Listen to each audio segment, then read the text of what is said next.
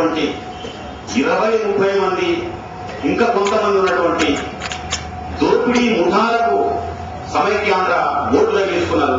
రెండవది జై తెలంగాణ అన్నప్పుడు జయాంధ్ర ఉద్యమం వచ్చినటువంటి పరిస్థితి. కానీ ఇప్పుడు జయాంధ్ర ఎక్కడ మాయమైపోయింది, దాన్ని ఎవరు కనిపించకుండా చేశారు, సమైక్యాంధ్ర అన్నటువంటి తీసుకురావడం కుట్ర అన్నటువంటి విషయాన్ని స్పష్టం చేశారు.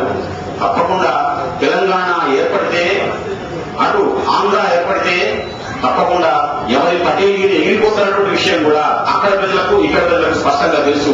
అందుకు ఆర్ట్స్ కాలేజీ మెట్లే సాక్ష్యం. వాళ్ళు స్పష్టం చేశారు.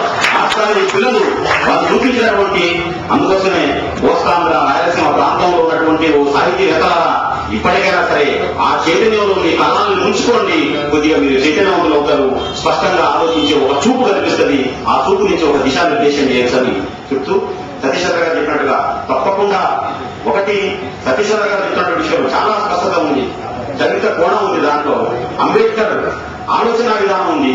ఇప్పటికీ ఎందుకు ఆంధ్ర ప్రాంతంలో వాళ్ళు ఎంత అహంకారంగా మాట్లాడుతుంది. నేను కేసీఆర్ టీవీలో మాట్లాడుతుంటే ఎంత అహంకారమైనటువంటి ప్రశ్నలు, మద్రాసు నుంచి ముంబై నుంచి వాళ్ళు వేస్తున్నటువంటి ప్రశ్నలు ఇంత అహంకారపూరితంగా ఇప్పటికీ ప్రశ్నలు వేస్తూ అక్కడ ఉన్నటువంటి వాళ్ళని ఈ పెట్టుబడిదారులు రెచ్చగొడుతూ ఉన్నారు.